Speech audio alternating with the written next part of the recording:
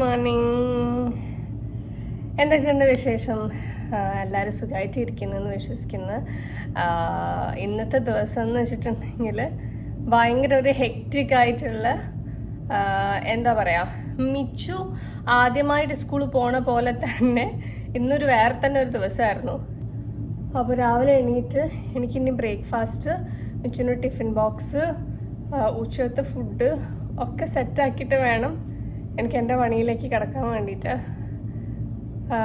ഒരു കിതപ്പുണ്ട് ഇപ്പം. ഈ പറഞ്ഞ പോലെ രാത്രി ഉറക്കം ഒട്ടും ശരിയാവുന്നില്ല. ഇങ്ങനത്തെ കാര്യങ്ങളൊക്കെ ഉണ്ട്. നമ്മൾ എന്തിനാ ആദ്യം തന്നെ നെഗറ്റീവ് പറയുന്നത്? അതുകൊണ്ട് അതവിടെ നിൽക്കട്ടെ, അത് സൈഡിൽ നിൽക്കട്ടെ. 6 മണിയാണ് കേട്ടോ. 6 മണിയൊന്നും ഞാൻ ഈ അടുത്ത കാലത്തൊന്നും ഞാൻ കണ്ടിട്ടുണ്ടാവില്ല. കാർ എടുത്ത സമയത്ത് കണ്ടതായിരിക്കും.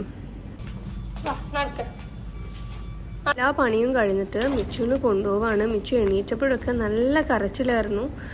പിന്നെ ഇപ്പോൾ ഒന്ന് ആൾ ഓക്കെ ആയിട്ടുണ്ട്. പക്ഷെ ഭയങ്കര വിഷമമാണ്. വീട്ടിലിരുന്നാൽ മതി എന്ന് പറഞ്ഞ് കരയുന്നുണ്ട്. എനിക്കാണെങ്കിൽ അത് കണ്ടിട്ട് എനിക്ക് ഭയങ്കര സങ്കടം. എനിക്ക് അറിഞ്ഞൂടാ.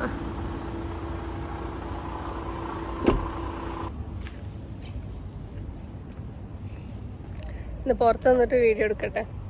സംഭവം എന്താ വെച്ചിട്ടുണ്ടെങ്കിൽ, ഞാൻ പറഞ്ഞല്ലോ ചേച്ചിക്ക് ഇത് കിട്ടിയെന്നുള്ളത്, എന്ത് ജോലി കിട്ടി. ഇന്ന് മുതൽ ചേച്ചി പോകാൻ വേണ്ടി തുടങ്ങി. ഏകദേശം നമ്മുടെ അൽഫല സ്ട്രീറ്റിൻ്റെ ടിഫിൻസ് റോഡിലേക്ക് പോണ റോട്ടിൻ്റെ അവിടെയാണ് ഉള്ളത്.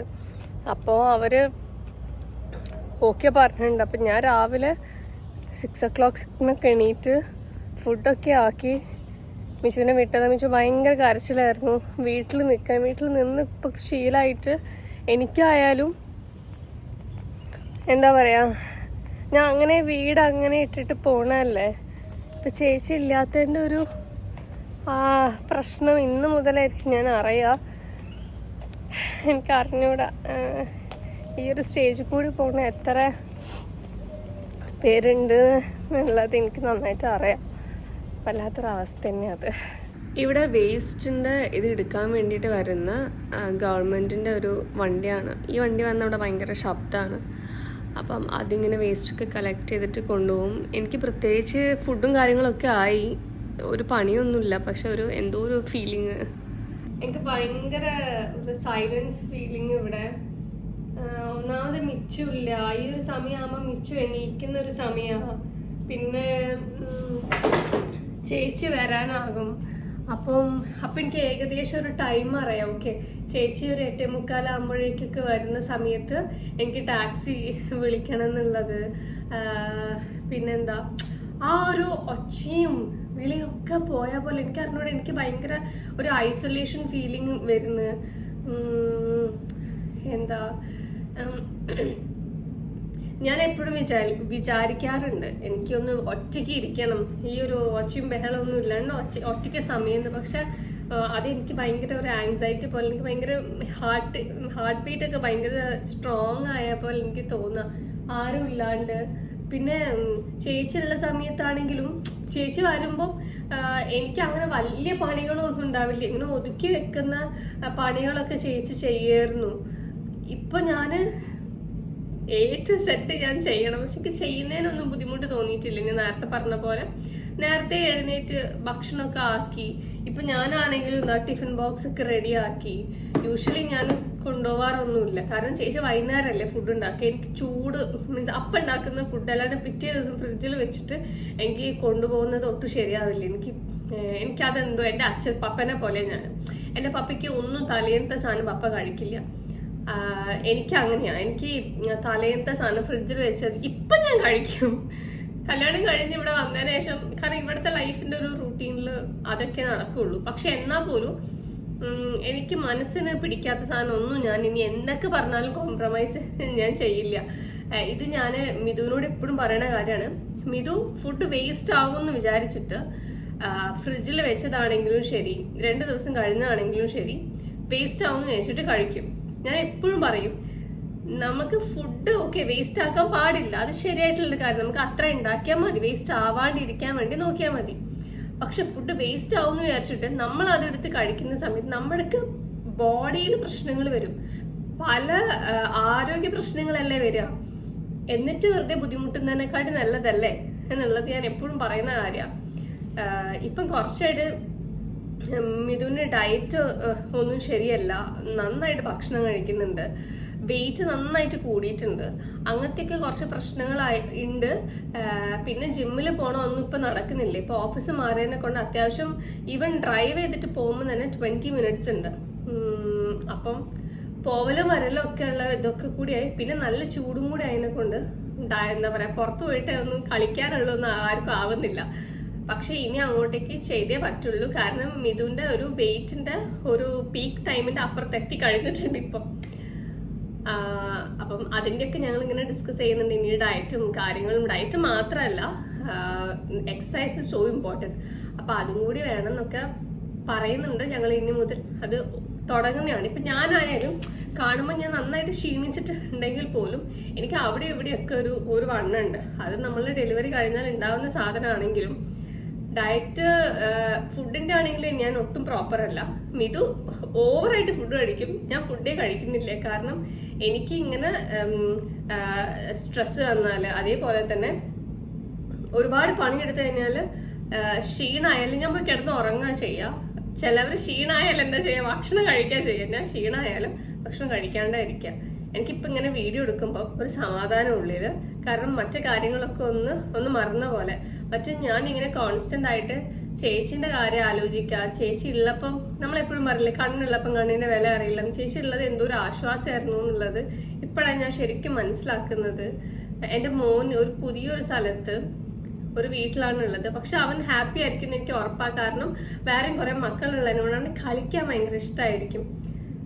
പക്ഷെ എന്നാ പോലും ഇനി ചേച്ചീനെ അവൻ കാണുമോ, ചേച്ചി പറഞ്ഞിട്ട് തന്നെ എൻ്റെ അടുത്ത് നീ എന്തുണ്ടെങ്കിലും എന്നെ വിളിക്കണം, ഞാൻ മിച്ചുവിനെ കാണാൻ എന്തായാലും വരും എന്നുള്ളത്. കാരണം ചേച്ചിക്ക് മിച്ചുവിന് അത്ര കാര്യമാണെന്ന് എനിക്കറിയാം. ഞാൻ മിച്ചുവിന് ഞാനൊരു ഇൻസ്റ്റാഗ്രാം പേജ് ഉണ്ട്. ആരും തപ്പി കണ്ടുപിടിക്കാൻ വേണ്ടിയിട്ട് വരണ്ട. കാരണം ഞാൻ ഒരാളതും റിക്വസ്റ്റ് അക്സെപ്റ്റ് ചെയ്യില്ല. അതൊരു പ്രൈവറ്റ് ആയിട്ട് കിടക്കുന്ന ഒരു ഇൻസ്റ്റാഗ്രാം പേജാണ് മിച്ചുവിൻ്റെത്. മിച്ചു ജനിച്ച അന്ന് മുതൽ ഇന്ന് വരെയുള്ള എല്ലാ വീഡിയോസും ഫോട്ടോസും ഞാൻ അത് അപ്ലോഡ് ചെയ്യും. മിച്ചു ഒരു 15-18 വയസ്സിൽ ഒരു ഇൻസ്റ്റാഗ്രാം ഒക്കെ ഒരു അക്കൗണ്ട് ഒക്കെ തുടങ്ങുന്ന പ്രായമാകുമ്പോൾ ഞാൻ ആ അക്കൗണ്ട് എടുത്തിട്ട് മിച്ചുവിന് കൊടുക്കും. അപ്പം ഞാൻ മിച്ചു ആദ്യം നാട്ടിലുള്ള സമയത്ത് ചോയ്സ് സ്കൂളിൽ പോയിട്ടുണ്ട്. ചോയ്സ് സ്കൂളിൽ ഇനീഷ്യലി ഞാൻ വണ്ടി ഡ്രൈവിംഗ് പഠിക്കുന്നതിന് മുന്നേ മിച്ചുവിനെ കൊണ്ടുപോയത് ഒരു ഓട്ടോ ചേട്ടൻ വരുമായിരുന്നു. ഞാനും കൂടെ പോകും. കാരണം മിച്ചു അന്ന് 3 വയസ്സായിട്ടുണ്ടായിട്ടുള്ളൂ. അപ്പം മുതൽ ഞാൻ അവിടെയുള്ള എല്ലാ ടീച്ചേഴ്സിൻ്റെ കൂടിയും ഈ ഓട്ടോ ചേട്ടൻ്റെ കൂടെ വരെ ഞാൻ ഫോട്ടോ എടുത്ത് വെച്ചിട്ടുണ്ട്. കാരണം അവൻ്റെ ലൈഫിൽ അല്ലെങ്കിൽ അവന് കുറച്ച് ഇമ്പോർട്ടൻ്റ് എന്നല്ല, പക്ഷെ അവൻ്റെ ലൈഫിലൂടെ പോയ എല്ലാവരുടെയും ഫോട്ടോ ഞാൻ എടുത്തിട്ട് അതിൻ്റെ താഴെ ഞാൻ പേരും കാര്യങ്ങളും ഞാൻ എഴുതി വെക്കും. അവൻ അറിയണം അവൻ്റെ ലൈഫിൽ ആരൊക്കെ ഉണ്ടായിരുന്നു എന്നുള്ളത്. അവന് ഓർക്കില്ലല്ലോ. അതേപോലെ തന്നെ ചേച്ചിക്ക് ഫോട്ടോയിലോ വീഡിയോയിലോ വരാൻ ഇഷ്ടമില്ലാത്തതിനെ കൊണ്ട് ഞാൻ ഫോട്ടോസും വീഡിയോസും എടുത്തിട്ടില്ല. പക്ഷെ ഞാൻ പറഞ്ഞിട്ടുണ്ട് തീർച്ചയായിട്ടും ചേച്ചി ഒരു ദിവസം വരണം, ചേച്ചിക്ക് കുറച്ച് ഗിഫ്റ്റ് വാങ്ങാനുണ്ട് എനിക്ക്. അത് കൊടുക്കുന്ന സമയത്ത് മിച്ചു ഞങ്ങൾ ഒരുമിച്ചിട്ട് ഫോട്ടോ എടുത്തിട്ട് എൻ്റെ ഇൻസ്റ്റാഗ്രാമിലും കൂടി ഇടണം. അതും ഒരു മെമ്മറിയാണ്. കാരണം അത്രയും ഒരു 6-7 മാസം സ്വന്തം എൻ്റെ അമ്മയൊക്കെ നോക്കുന്ന പോലെ അവനെ നോക്കിയതാണ്, അവനെ കുളിപ്പിച്ചതാണ്, അവന് ചോറ് കൂട്ടിയതാണ്. അപ്പം ചേച്ചിക്ക് അതിൻ്റെതായ ഒരു ഇമ്പോർട്ടൻസ് ഉണ്ട് ഞങ്ങളുടെ ലൈഫിൽ. അതൊക്കെ പറഞ്ഞിരിക്കുക. ഇപ്പം തന്നെ എത്ര മിനിറ്റ് ആയിന്നോ? 6 minutes ആയി. അപ്പം ഞാൻ വേഗം പോട്ടെ കേട്ടോ. എനിക്ക് മാറ്റി മുടിയൊക്കെ ഒന്ന് സെറ്റാക്കി മാറ്റിയിട്ട് ഓഫീസിൽ പോട്ടെ. ഞാൻ ഇറങ്ങുകയാണ്. എനിക്ക് സത്യത്തിൽ ഭയങ്കര സങ്കടം ഈ വാതിലൊക്കെ അടച്ചിട്ട് ഇങ്ങനെ പോണത്.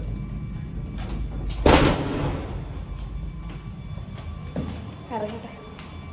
ഞാനിപ്പോൾ സ്കൂളിലേക്ക് വിളിച്ചിട്ടുണ്ട്. സ്കൂളല്ല, മറ്റേ ആ വീട്ടിലുള്ള ചേച്ചീനെ വിളിച്ചിട്ടുണ്ടായിരുന്നു.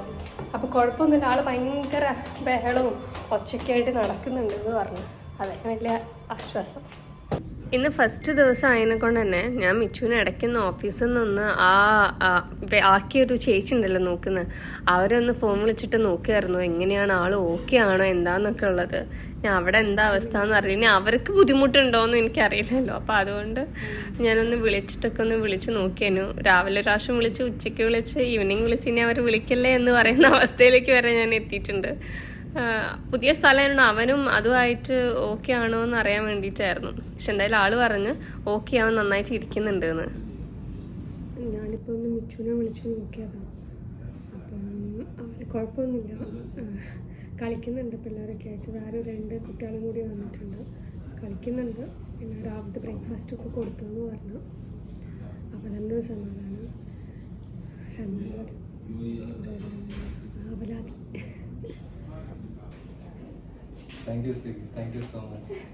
എൻ്റെ ലൈൻ മാനേജറാണ്, ആകെക്കൂടിയുള്ളൊരു മലയാളിയാണ് എൻ്റെ ടീമിൽ. അപ്പം ഈ ഒരു സാധനത്തെ പറ്റിയിട്ട് ഞാൻ വേറൊരു വീഡിയോയിൽ എന്തായാലും പറയും കേട്ടോ, എന്താണ് സംഭവം എന്നുള്ളത് കാണാൻ നെക്സ്റ്റ് വീഡിയോ കണ്ടേ പറ്റത്തുള്ളൂ.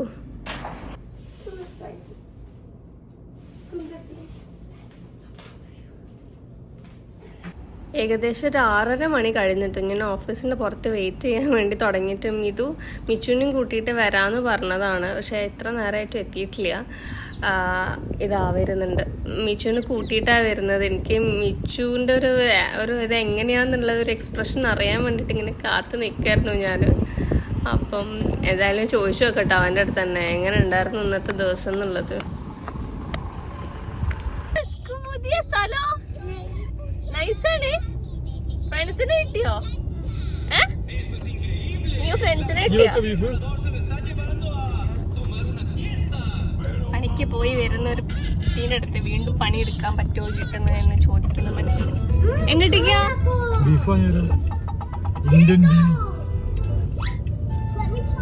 You mean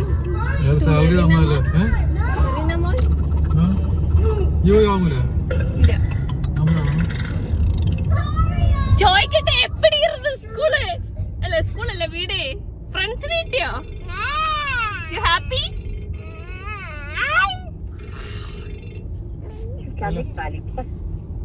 മിച്ചു പോയി വന്ന് ആള് സെറ്റാണ്, കുഴപ്പമൊന്നുമില്ല. കുറെ പേരുണ്ട്, കുട്ടികളുണ്ട് കളിക്കാൻ വേണ്ടിട്ട്. മുന്നേ എങ്ങനെയാ വെച്ചിട്ടുണ്ടെങ്കിൽ വീട്ടില് ചേച്ചിയും മിച്ചും മാത്രല്ല ഉണ്ടാവും. അപ്പൊ ആക്ക് കുറെ നേരം TV ഒക്കെ കണ്ട ബോറടിക്കാൻ വേണ്ടി തുടങ്ങും. പിന്നെ വൈകുന്നേരം വന്നാൽ ഒന്നും അമ്മ കൂടെ കളിക്കുന്നൊക്കെയാ പറയല്.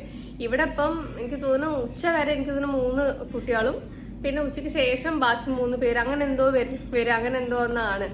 അപ്പൊ കുറെ പേരുള്ളതിനോണ്ട് കളിക്കാനൊക്കെ ഭയങ്കര ഇൻട്രസ്റ്റ് ഉണ്ട്. ആള് ഹാപ്പിയാണ്, ഞങ്ങള് ഹാപ്പിയാണ്. പക്ഷെ ആ ഒരു കാര്യം എന്താ വെച്ചിട്ടുണ്ടെങ്കിൽ ഈ രാവിലെ 7:30 ആവുമ്പം പോണം. മിഥുനാണെങ്കിലും 8 മണിക്ക് ഓഫീസ്. അപ്പൊ ഇവിടുന്ന് അത്യാവശ്യം പോവാനുണ്ട്. ഞങ്ങൾ നിൽക്കുന്നത് അൽബത്തീനാണ്. ഇവിടെ മിച്ചുള്ളത് അൽഫല സ്ട്രീറ്റിന്റെ സുഡാനി ക്ലബിന്റെ അടുത്താണ്. അത് അത്യാവശ്യം പോവാനുണ്ട്. ട്രാഫിക് ഉണ്ടാവും ആ ഒരു സമയത്ത്, സ്കൂൾ സമയമൊക്കെ ആയതിനെക്കൊണ്ട്. ഈവനിങ് ആണെങ്കിലും മിഥു അക്കൗണ്ട്സ് ഫീൽഡ് ആയതിനെക്കൊണ്ട് എപ്പോഴും ഈ മന്ത് എൻഡ് മന്ത് സ്റ്റാർട്ടിങ്ങിലൊക്കെ ലേറ്റ് ആകും ഓഫീസിൽ നിന്ന് ഇറങ്ങാൻ വേണ്ടിയിട്ട്. അപ്പൊ ഇപ്പൊ തന്നെ മിച്ചുവിനെ എടുത്തിട്ട് എന്നെ പിക്ക് ചെയ്യാൻ വേണ്ടി വരുമ്പോഴേക്ക് ഒരു 6:30 ആകും എന്റെ ഓഫീസിലെത്താൻ. അതിനുശേഷം വീട്ടിലേക്ക് അടുത്താണ്, പക്ഷെ എന്നാൽ ആ ഒരു ടൈം ആവുന്നുണ്ട്. അപ്പൊ ഇനിയിപ്പം എന്നെ കൂട്ടിയിട്ട് മിച്ചിൻ്റെ അടുത്ത് പോവാനാണെങ്കിലും അത്യാവശ്യം ദൂരമുണ്ട്. പിന്നെ മിഥുവിന് എപ്പോഴും 5 മണി വരെയാണ്, രാവിലെ 8 മണി മുതൽ 5 മണി വരെയാണ് മിഥുവിന്റെ സമയം. എന്റെ ഓഫീസ് ടൈം രാവിലെ 9 മണി മുതൽ 6 മണി വരെയാണ്. പക്ഷെ മിഥുന് 5 മണി വരെ ആണെങ്കിലും 5 മണിക്കൊന്നും ഇറങ്ങാൻ പറ്റത്തില്ല. കാരണം അറിയാലേ അക്കൗണ്ട്സ് ഫീൽഡിലാകുമ്പോൾ കുറെ ടൈം ഇരുന്ന് ലേറ്റ് ആവും വരാനൊക്കെ. പക്ഷെ ഇപ്പം ഇന്ന് നേരത്തെ ഒരു 5:15 5:30 ആകുമ്പോൾ ഇറങ്ങി ഞങ്ങൾ വീട്ടിലെത്തുമ്പോൾ ഒരു 7 മണിയൊക്കെ ആയിട്ടുണ്ട്. ഈ 7 മണിക്ക് വന്നിട്ട് വേണം ഇനി ഫുഡ് ഉണ്ടാക്കാനും നാളത്തേക്കുള്ള പ്രിപ്പറേഷനും കാര്യങ്ങളൊക്കെ ചെയ്യാൻ വേണ്ടിയിട്ട്. അത്യാവശ്യം ഞാൻ നല്ല മെനക്കിടുന്നുണ്ട്. എന്റെ ഉറക്കം ഇന്നിപ്പം ഞാൻ അങ്ങനെ പൊതുവെ ഞാനൊരു ഇത് പോണ സമയം ഒരു 7:30 എണീക്കാം. 7:30 ഞാൻ എണീക്കാറ്. നൈറ്റ് ആകുമ്പം പിന്നെ എനിക്ക് എത്ര നേരം ഇരുന്നാലും കുഴപ്പമില്ല. പക്ഷെ രാവിലെ എണീക്കാൻ എനിക്ക് ഭയങ്കര പാടാ. പക്ഷെ ഇന്നിപ്പോ ഞാന് 6 o'clock എണീറ്റ് രാത്രി ഉറങ്ങിയിട്ടേ ഇല്ല. മിച്ചുന് എന്തോ ഉറക്കമൊന്നും ശരിയായിട്ടില്ല. അപ്പൊ അതുകൊണ്ട് തന്നെ എന്റേതും അങ്ങനെ തന്നെയായിരുന്നു. ഇന്നിപ്പോ ഇനി ഫുള്ള് ക്ലീനിങ്ങും എല്ലാം കഴിഞ്ഞിട്ട് ഞാൻ ഇനി കഴിക്കാൻ വയ്യ. എനിക്ക് രാത്രി എങ്ങനെ ലേറ്റ് ആയാലും കുഴപ്പമില്ല, രാവിലെ എണീക്കാന്ന് പറയണത് ഭയങ്കര പ്രശ്നമാണ്. പക്ഷെ ഒരു 1 വീക്ക് എടുക്കും ആ ഒരു റൂട്ടീനിലേക്ക് എത്താം. ഇന്നൊക്കെ ഓഫീസിൽ പോയിട്ട് ഇങ്ങനെ തല ഇങ്ങനെ പോകണ്ടായിരുന്നു. പക്ഷെ ഇറ്റ്സ് ഓക്കെ, ഞാൻ വേറെ വഴിയൊന്നും ഇല്ലാത്തതിനെ കൊണ്ടാണ് ഞാൻ മനസ്സിലാക്കണം. ഞാൻ നോക്കുന്നുണ്ട് വേറെ എന്തെങ്കിലും ചെയ്യാൻ വേണ്ടിയിട്ട്. അറ്റ്ലീസ്റ്റ് എനിക്ക് ക്ലീനിങ്ങിനെങ്കിലും എന്തെങ്കിലും ചെയ്യണം എന്നൊക്കെ വിചാരിക്കുന്നു, ഒന്നും അറിയില്ല. പക്ഷെ എന്തായാലും ഇന്നത്തെ ദിവസം ഞാൻ ഭയങ്കര ഹാപ്പിയാണ്. മിച്ചു സ്കൂളിൽ മീൻസ് അവിടെ പോയി, കുഴപ്പമൊന്നുമില്ല, അങ്ങനെ അപ്പം അങ്ങനെയുള്ളൂ ഇന്നത്തെ വ്ളോഗ്. നാളെ നമ്മളൊരു സ്പെഷ്യൽ വീഡിയോ ആയിട്ട് വരുന്നതാണ്. ഞാൻ പറഞ്ഞൊരു സർപ്രൈസ് ഉണ്ട് നിങ്ങൾക്ക്. ഞാനൊരു ബുക്ക് ഞാൻ സുബിഷാട്ടിന് കൊടുത്തപ്പം പറഞ്ഞിട്ടുണ്ടായിരുന്നു, ഒരു പ്രധാനപ്പെട്ട ഒരു കാര്യം ഞാൻ പറഞ്ഞിട്ടില്ല എന്നുള്ളത്. അത് നമുക്ക് അടുത്ത വീഡിയോയിൽ ഞാൻ പറയുന്നതാണ്. ഒരു കുഞ്ഞു വീഡിയോ ആയിട്ട് ഞാൻ വരും കേട്ടോ എന്തായാലും നാളെ. അപ്പം നാളെ കാണാം. ബൈ.